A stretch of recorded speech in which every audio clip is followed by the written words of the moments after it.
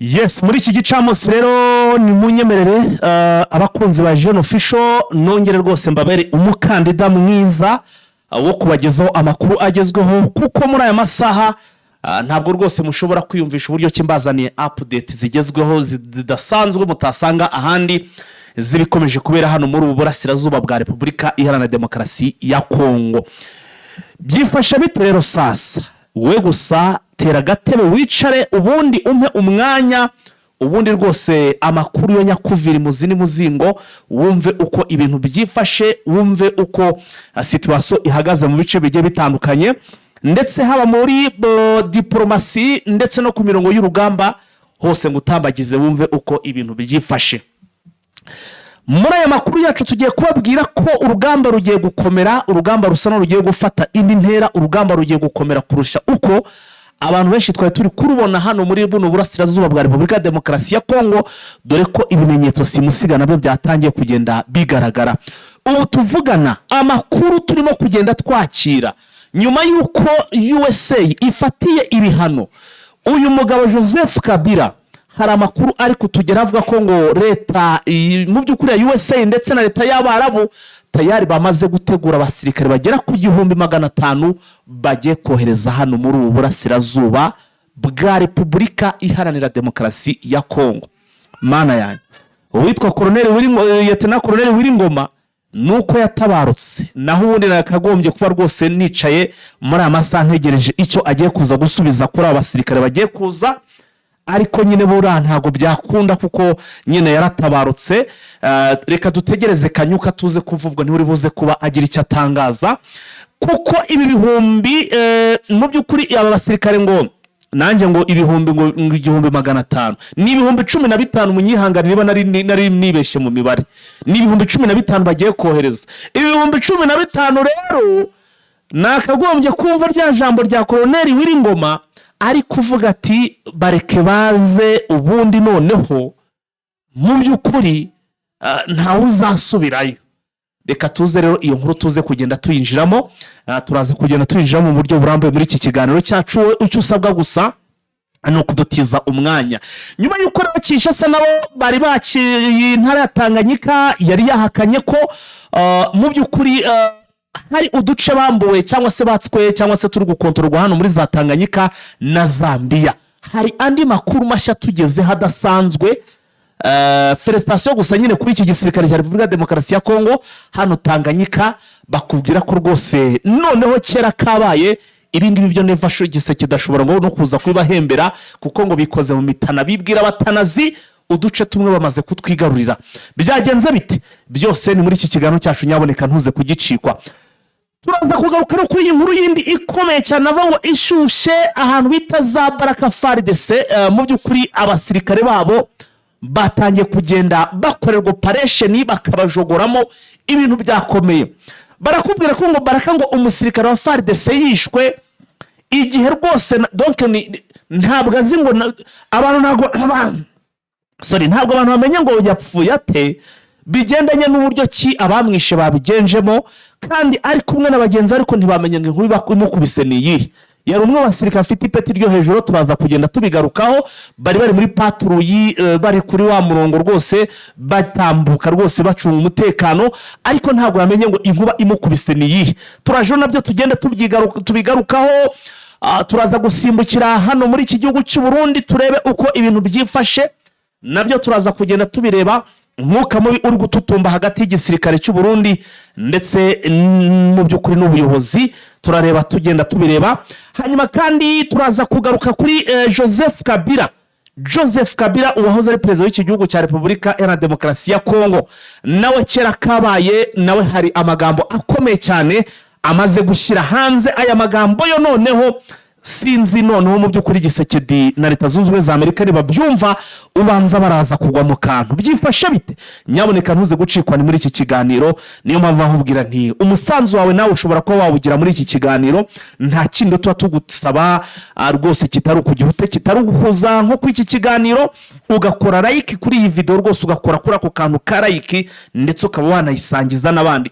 Igihe ibyo ngibyo uri buze kubikora, igihe uri buze kubukoze like ntagire ukubeshya rwose, wumve ko wamaze gutanga umusanzu wawe kuri iki kiganiro. Reka rero tubanze dutumikira badutumye nk'ibisanzwe, ubundi sasa duhite tuza twinjira tumanuka n'amakuru mu buryo burambuye. Tubahaye ikaze muri Prime Health Infinity. Ubu rwose biroroshye, nta mpamvu yo kwivuza ari uko warembye. Tugane tukugira inama zizewe kandi tuguhe produits z'umwimerere nziza ku buzima bwawe, zigizwe n'ibinini 80%, izindi zikozwe muri siro ndetse na powder zikomoka ku mugabane wa Aziya, mu bihugu nk'Ubushinwa, Ubuhinde ndetse na Malaysia. Produits zacu zikoreshwa mu kwivura ndetse no kwirinda indwara zose, zirimo iz'imyororokere ku bagabo n'abagore, kubura ubushake, gucika intege mu gikorwa no kutabyara, prostate, umwijima, umuvuduko w'amaraso, diabete, stroke, impyiko, umugongo, amibe, igifu, hemorrhoide n'izindi ndwara zose zananiranye. Abari muri Leta Zunze Ubumwe za Amerika naho twahagejeje stoke, abari muri Canada, Australia, Europe ndetse na Aziya namwe dukoresha iposita ndetse na DHL. Mu gihe cy'iminsi 7 gusa imiti bayamaze kubageraho. Ku bari mu Rwanda, ku Gisenyi ni ku muhanda w'amadepo ibumoso umanukiye kwa Karaveri. I Kigali ni umuhanda uri inyuma y'isoko ujya Kigali Parents, hakurya ya restaurant yitwa Vision. Wanadusanga kandi Goma ni muri gare centrale Dogoma, hafi ya Rompwe umuryango wa kabiri aho bisi zisohokera. Turabibutsa yuko Goma na Gisenyi twamaze kubagezaho massage kugira ngo dufashe abakeneye kinetherapy, imiti ndetse no kurwanya stress. Ku bindi bisobanuro waduhamagara kuri 0782 99 057 Tubahaye ikaze muri Prime Health Infinity. Ubundi bakunzi ba Jeune Official, ndeka manze mbahe ukuri mbabwire ko ibyo Kinshasa bishimiye ko uyu mugabo Joseph Kabila yamaze kubafatirwa ibihano, sanction, cyo bita mu rurimi rw'icyongereza ngo ni sanction.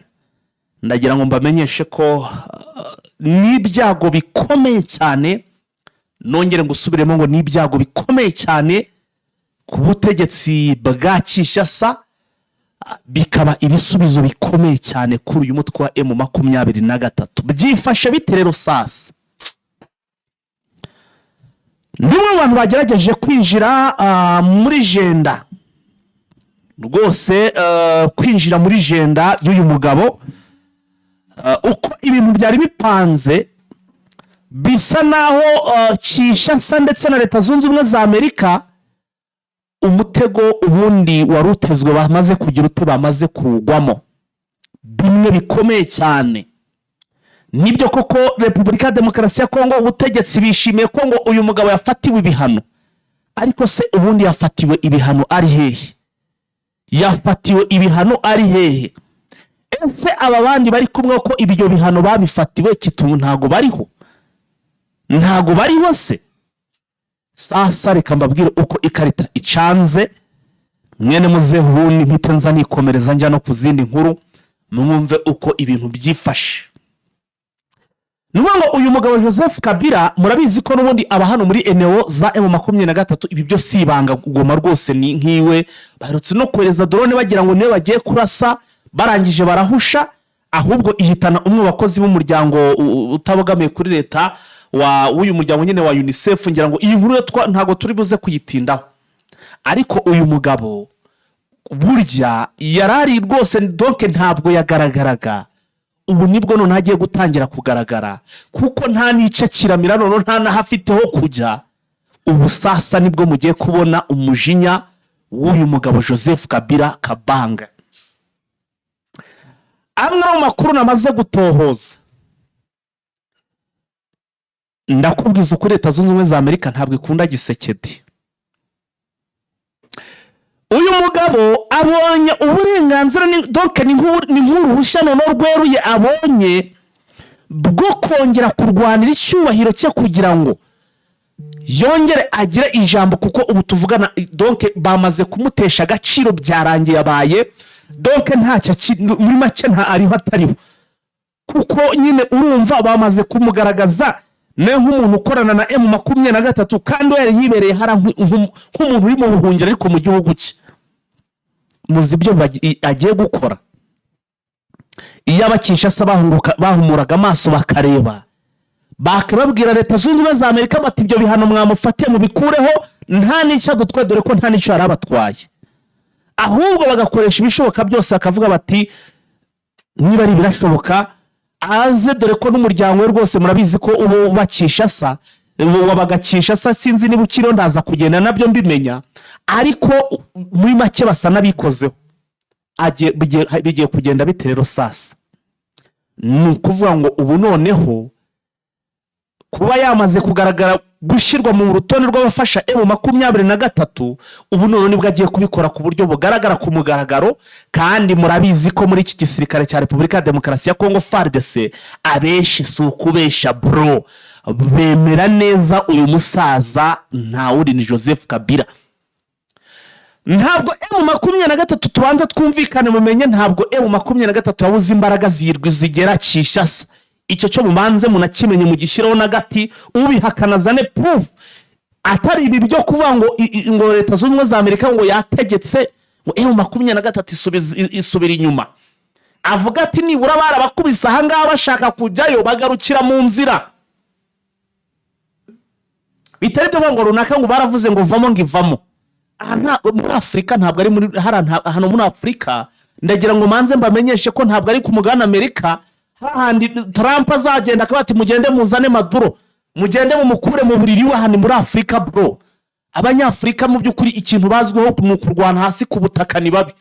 Ikintu Amerika ishobora wenda kuba yaganzaho n'iki ni ibintu byo mu kirere, ariko nabyo mwabonye ko izi ntare za Sarambwe zishoboye kubyihanganira, kuko iyo biza kuba bidashoboka ntago bari kugera mu mujyi wa Goma no mu bindi bice, kuko ibi byose babirwanye.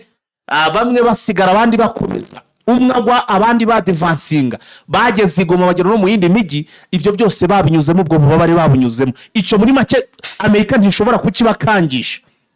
Barakubwira ati twe umwaranyivugwa undi akomeze. Kandi abagabo ikindi kintu mutanazi nje namaze kubona, iki kintu nakibonye bwa mbere, iyi M23 ifata uyu mujyi wa Goma.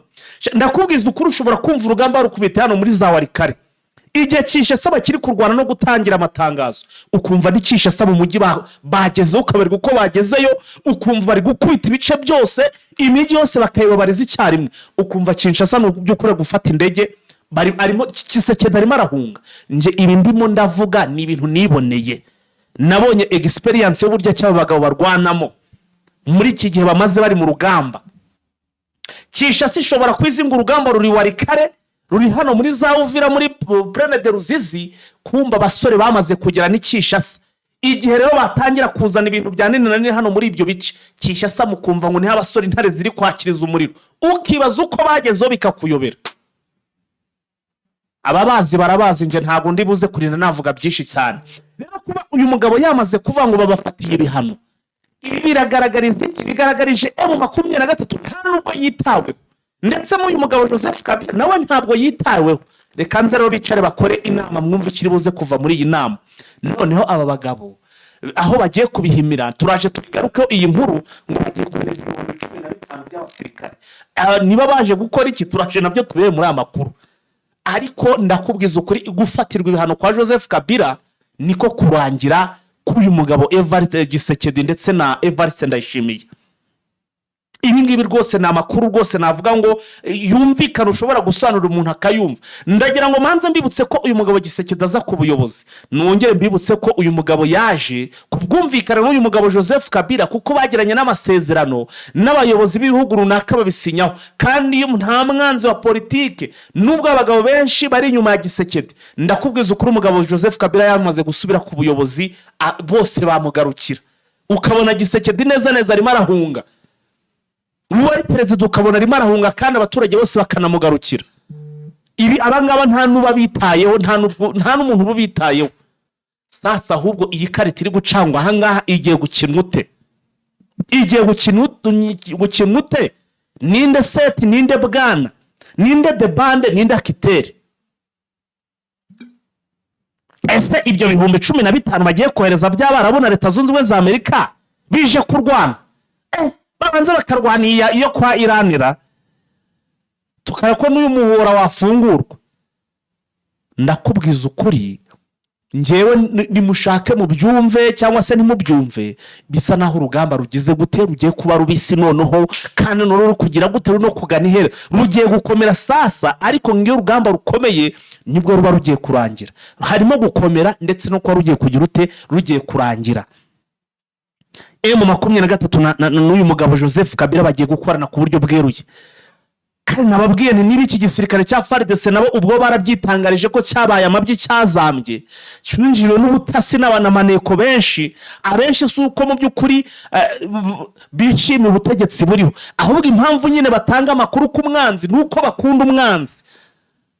Ubu ni Joseph Kabila ni M23 karabaye rero. Abagabo barimo bararipura batangaza bari kuvuga ngo bashinejejwe n'ibihano.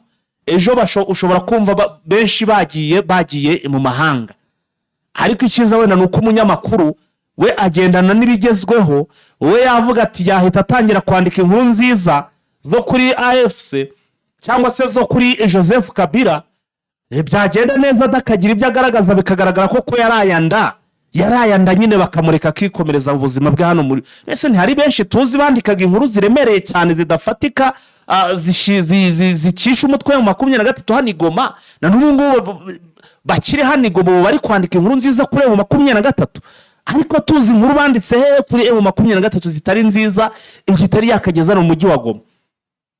Nguko niko itangazamakuru ryo niko rikora. Rero nuko ibintu byifashe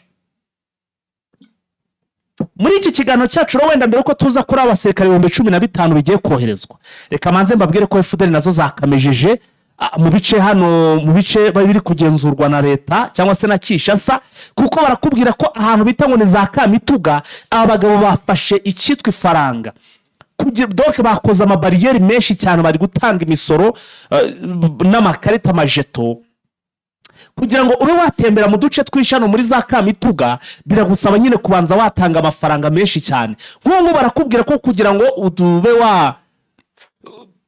harimo amabariyeri ngagera kuri 20 bamaze ko bashyiramo, aho kugira ngo ube wava mu duce ngiye kukubwira kugira udutembere bisaba ko warishyuye nibura amafaranga ibiceri 200 cyangwa se wishura 200 francs kugira ngo utembere muri ibyo bice.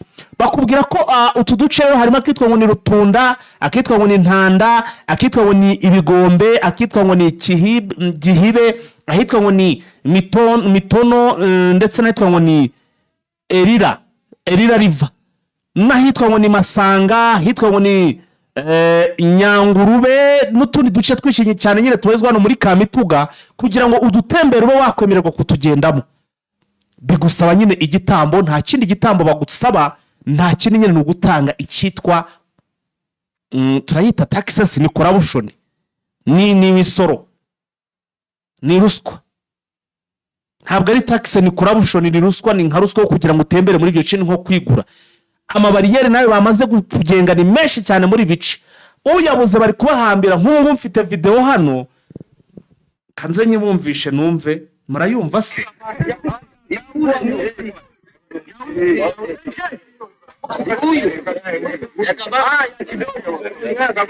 Yakabambe kuko mwenye naona naipanda kwa kwanza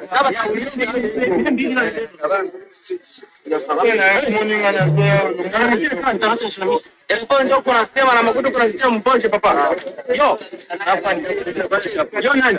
Hapa ni Kwelila. Hapa ni Kwelila nani yo? Ilikuwa matakasteria nguvu ya watu. Sana. Nataka lango. Kama kiria tuma bali kwenda kulinde front. Hapo nisikia na tulaka kutanka. tulia. Waambia kwenda kulinde hapa. Panda kimu. Nataka tarika si. Hapa. Alai. Alai. Alai.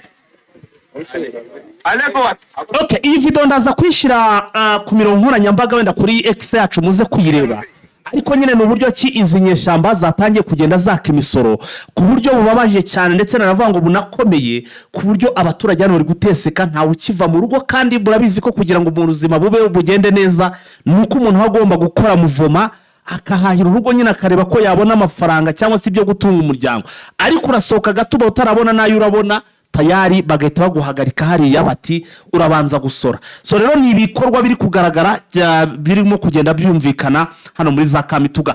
Ku murongo wa telefone rero already mutangazaji Vincent yamaze kuba ahagera, reka tubanze tumwakire twinjire mu yandi makuru. Vincent uri neza? Uri neza fighter. Urakomeye? Ndakomeye. Aha tuguhaye ikaze muri iki kiganiro cyo muri iki gicamusi. Birakoze cyane ikaze umwenda ryakiriye. Vince, amakuru rero arimo kutugeraho ngira ngo tunahereho kuri uyu munota wa 20 urenzeho amasegonda, ndagira ngo duhite twinjira kuri iyi nkuru ivuga ko ngo USA na leta y'abarungu baba bagiye kohereza ibihumbi 15 by'abasirikare muri Burasirazuba bwa Repubulika ya Demokarasi ya Kongo. Nkibaza ni ese aba basirikare bagiye koherezwa nabaje gutanga imyitozo, nabaje ku rugamba, nabaje kurinda imabubi binombe by'amabuye y'agaciro giseke byahaye Trump, bundi by'abasirikare bihagaze bite? Nibyo ni itangazo twabonye ejo byasohoye na bamwe mu banyekongo bavuga yuko leta zunze ubumwe za Amerika zemereye inkunga igihugu cya Repubulika ya Demokarasi ya Kongo, yego, byo kongera kugarura umutekano ndetse n'amahoro mu bice bitandukanye. Bakavuga yuko rero uko bizakorwa cya mbere ari gutanga amahugurwa ku gisirikare cya Repubulika ya Demokarasi ya Kongo bashingiye kuri raporo yagiye hanze yuko iki gisirikare cya Kongo kidakora neza. Yego, bakaba bariyemeje ko leta zunze ubumwe za Amerika n'ubundi uko bari basanzwe bafatanya muri Africom bazatanga abasirikare bafatanyije ndetse na Emirates Arabes Unis. bahugura igisirikare, bazahugura abapolisi ndetse n'abandi bari mu nzego z'iperereza. Ariko hakaba hari n'abandi bazajya mu bice bitandukanye, cyane cyane ibice birimo umutekano muke nk'uko babitangaje. Yego, umutekano w'abaturage noneho ku masezerano yari hagati ya leta zunze ubumwe za Amerika na leta ya Kongo ndetse hagati ya Emirates Arabes Unis ndetse na leta ya Kongo, nk'uko amasezerano yabaye hagati ya leta ya Kongo ndetse na leta y'u Burundi. Ayo masezerano nayo niko azabateye. Bakavuga ko izo ngabo rero ndetse n'abo bapolisi b'abesitradita n'abandi bazabagera mu 15,000. ya 15,000. Ubwo bishatse ko kuri linye de front ku mirongo y'urugamba ho ntago bazahagaragara. Urumva byose birashoboka ko bashobora kuba bari, kuko abesitraditeri hari igihe baba bari ku mirongo y'urugamba, cyane ko bavuga ko bazakora n'ishoramari ry'ibintu bitandukanye, ko bazaba bafite ibintu byinshi bitandukanye birimo mu gucukura amabuye y'agaciro, hari ibikorwa remezo bazabubakira. Ishoramari ryabo naryo rizaba ricungira umutekano n'abo basirikare nk'uko bigaragara. Ariko twarabonye ko abasirikare b'Ababiligi, abasirikare muri Colombia bagiye bagenda bakajya no ku rugamba, n'aba rero birashoboka ko bazajya ku rugamba. Aha, ndabona batazanwe na kamwe tu, niba harimo no kuza kubigendanye no kureba n'ubucukuzi. Kandi nito twabonye nabyo ko hari n'indege A400 ubu ngubu yageze muri Repubulika ya Demokarasi ya Kongo n'ubundi twaye ibikoresho bya gisirikare bivuye mu gihugu cy'Ububiligi. Nabyo by'intambara, ni ibikoresho bya gisirikare, urumva nta kintu biba bigamije. Ubwo rero byaba bifite aho bihure Visi, nyamara intambara igiye gukomera. Ibyo ndimo ndagenda mvuga urugamba ubanza rugiye gukomera, kuko uyu mugabo Joseph Kabila bavuga ngo bafatiye ibihano ashaka ko yari yanariyorobetse rwose atanashaka kugaragara ko ari mu ntambara, ahubwo none akaba agiye kuyinjiramo neza. Byose birashoboka kubera ko umwanzi wa umuntu muri politike burya bavuze ibintu bikomeje. Bishobora ko ashobora gukora ikintu kibi cyangwa ikintu, bakujya mu rugamba, bakujya muri politiki idafite intwaro, ndetse akaba yajya no muri opposition. Byose birashoboka.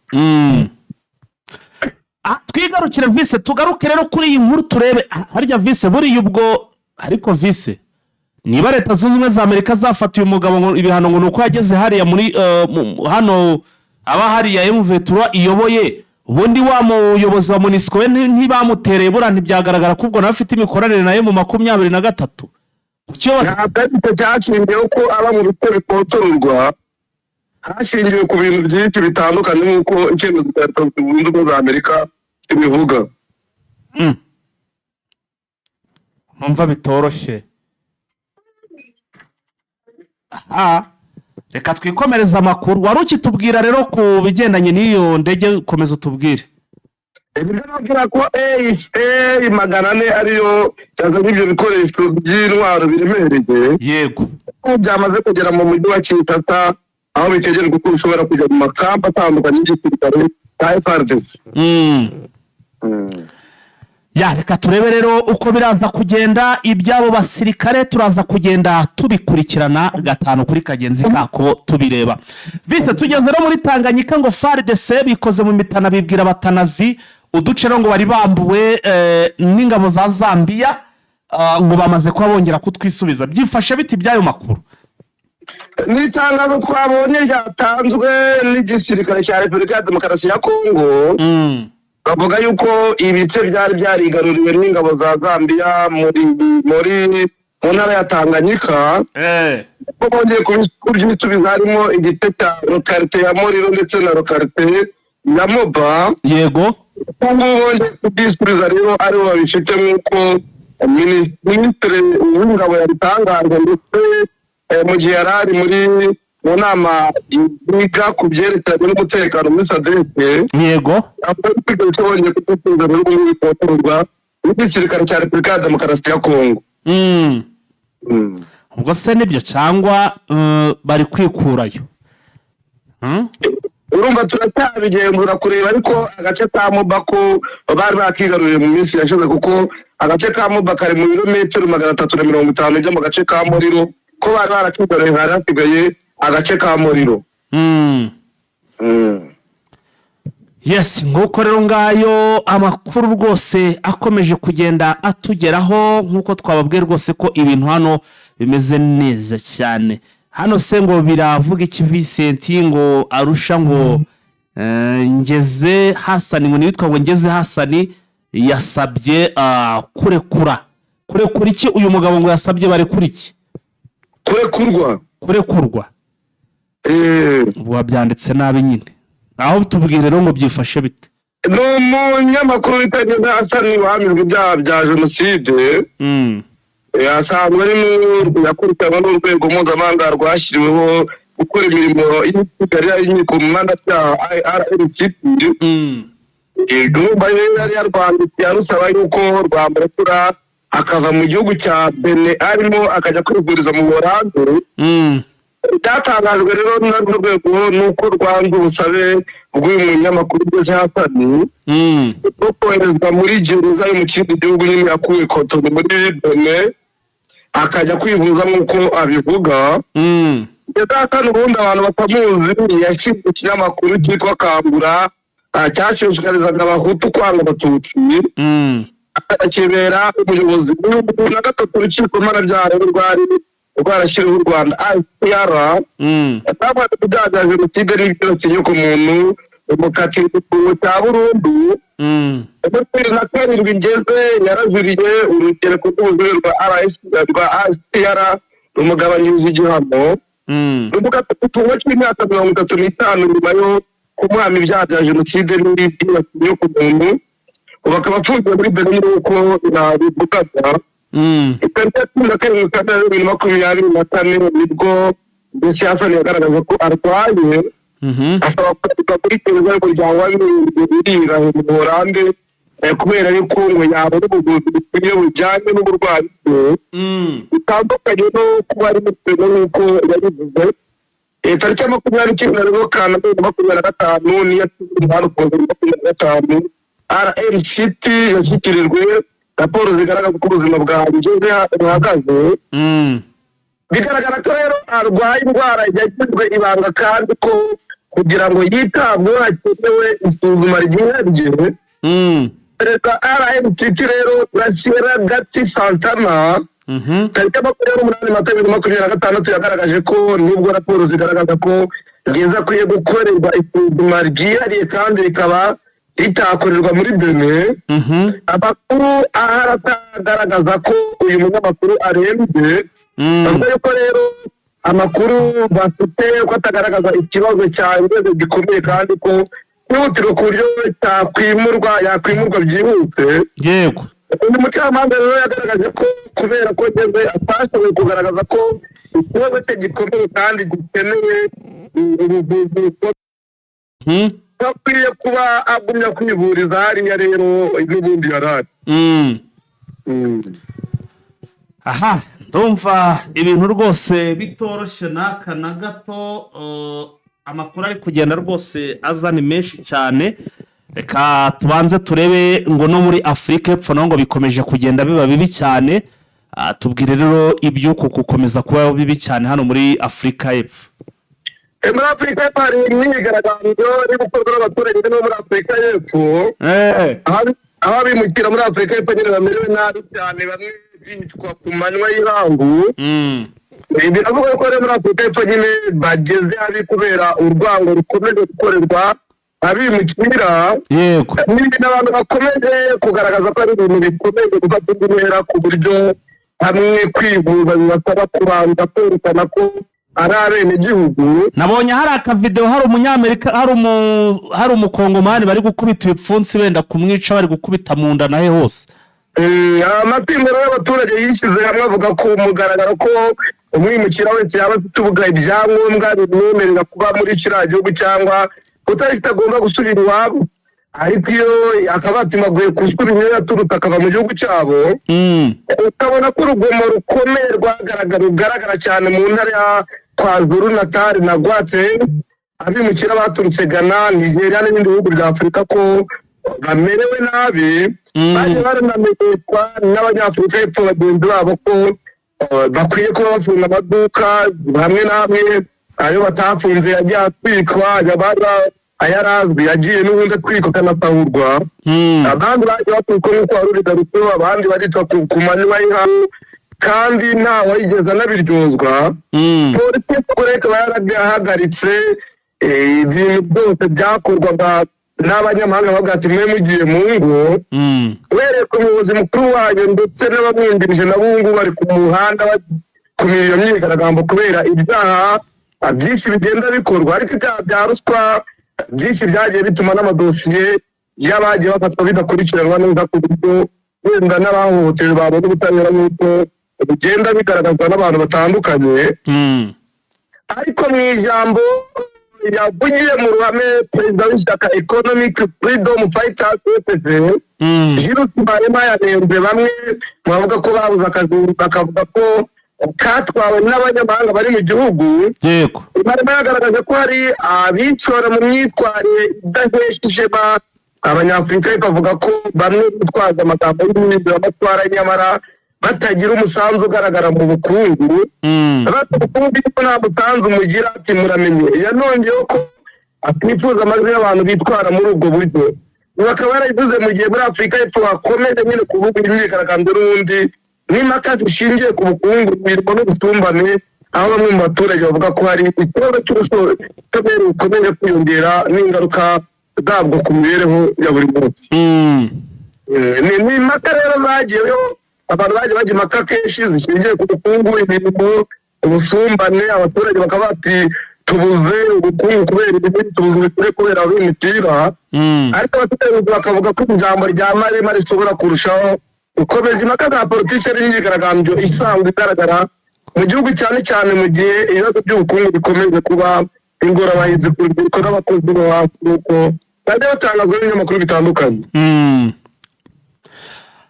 Vise twinjize rero muri iyi nkuru ivuga ko muri Baraka umusirikare wa FARDC yishwe. Umusirikare iyicwa rye ryagenze gute, byagenze bite? Nta makuru tubonye mu kanya avuga yuko ingabo za FARDC zasubiranyemo n'abaturage. Agatero ka Baraka ni muri Kivu n'ubundi umutwe rero w'ingabo udasanzwe wa FARDC bita Gepard. Umwe mu basirikare babo rero ejo bundi kuwa gatatu nijoro akaba yarishwe. Nk'uko dutekereza ibitangaza yuko ari imyivumbagatanyo yabaye hagati y'umwe mu rubyiruko n'abasirikare. Noneho bikaza kurangira habonetse abasirikare, abaturage bigaragambya, bakigaragambya rero umwe mu basirikare akagerageza kurasamo kugira ngo akuremo mwene wabo, bikarangira n'abaturage bice uwo musirikare. Ndumva nta mikino, numva aho muri za Baraka abaturage baho nta mikino ra. Arajya mu basirikare n'imbunda rwose bagakubita. Navuga ko ari urugomo, ntabwo ari imikino, ahubwo urwo ni urugomo.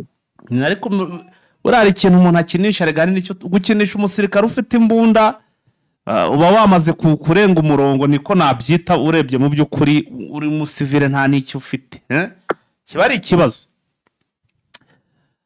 tugezo update rero Vise, tubwire update uko ibintu byifashe hirya no hino ku isi. Kamere kuri Iran yateguje Amerika itero rikomeye n'isubukura intambara. Leta ya Iran yatangaje ko Amerika n'isubukura ibitero mu ntambara imaze n'amezi abiri, izagabwaho ibitero bikomeye ndetse ikomeza gushimangira ko ifungwa ry'umuhora wa Hormuz izakomeza kuwufunga. Gazeti umuhora wa Hormuz unyuramo 20% by'ibikomoka kuri peteroli, tumaze amezi abiri ufunze kubera intambara ya Amerika na Israel byashoboye kwinjira ku 28 Gashyantare 2026. Banagaragaza ko ibyo byatumye ibikomoka kuri peteroli ku isi bihenda. Impande zombi ariko zatangiye ibiganiro, ariko igikorwa cya kabiri gikomwa mu gukora nuko Perezida Trump yahisemo kubuza itsinda ryari rihagarariye Amerika kujya muri Pakistan haberaga ibiganiro. Kuwa 30 Mata 2026 nibwo byari biteganyijwe ko Perezida Trump agezwaho gahunda y'ibitero bica bigomba kugabwa kuri Iran hagamijwe kwihatira kwemera ingingo zikubiye mu masezerano Amerika yifuza ko basinyana. Intambara yagaragara ariko ntabwo byigeze biba. Umuvugizi wa Minisiteri y'Ububanyi n'Amahanga ya Iraq, Ismail Baghaei, yavuze ko ibyo byose biri gukorwa na Leta Zunze Ubumwe za Amerika mu gihe bazabikora bagaba ibitero ko biteguye, kandi ko biteguye no kugaba ibitero bikomeye kuri Amerika. Mwitege ibisubizo byose mu biganiro murimo byo kugira ngo tugabe ibitero, natwe tuzabaga ibitero mutazakira. Abati mwitege ibisubizo mu gihe gito bitaye ku muhuzo wese kuri nje, ati ntabwo ari ibintu byoroshye kuko tuzabarasa. Umwe mu bayobozi bakuru b'igisirikare cya Iran Revolutionary Guards, yavuze ko mu gihe Amerika yakongera gutera kuri Iran, nayo yayisubiza ikakaza ibitero byinshi hari ibindiro by'ingabo za Amerika mu burasirazuba bwo hagati. Ingabo z'ingabo zirwanira ku mutero Majid Musavi we yavuze ko babonye ibyabaye ku birindiro byabo mu karere, ko n'ubundi ko bazabona ibitanga byo ku bwato bw'intambara buri mu bice bitandukanye. Avuga yuko icyo bazakora bo ari uko bazasaba uburenganzira ngo Chiza bakameneje, noneho bagakora ibyo bakwiye gukora. Umuyobozi w'Ikirenga rero wa Iran mu Chiza bakameneje mu butumwa yandikiye abaturage ba Iran, yavuze ko bazakomeza kuba umwanzi gukoresha nabi inzira y'amazi kandi bazakomeza kwigenzura. Aravuga ati abanyamahanga bavuye mu bihumbi by'ibirometero nta mwanya bafite uretse mu ndiba y'amazi. Icyo ashaka kuvuga yuko ari ukubita, niba avuga ko aba afite umwanya ari mu ndiba y'amazi. Nguko ngayo rero, niba ari uko Vise, sinzi niba hari izindi update wenda ufite mbere yuko tukurekura. Niba okay, urakoze cyane Vincent. Ni umutangazaji rero Vincent muri update. Murumva ko rwose mu gihe gito cyane tuba tubagejejeho amakuru menshi cyane ndetse anagezweho.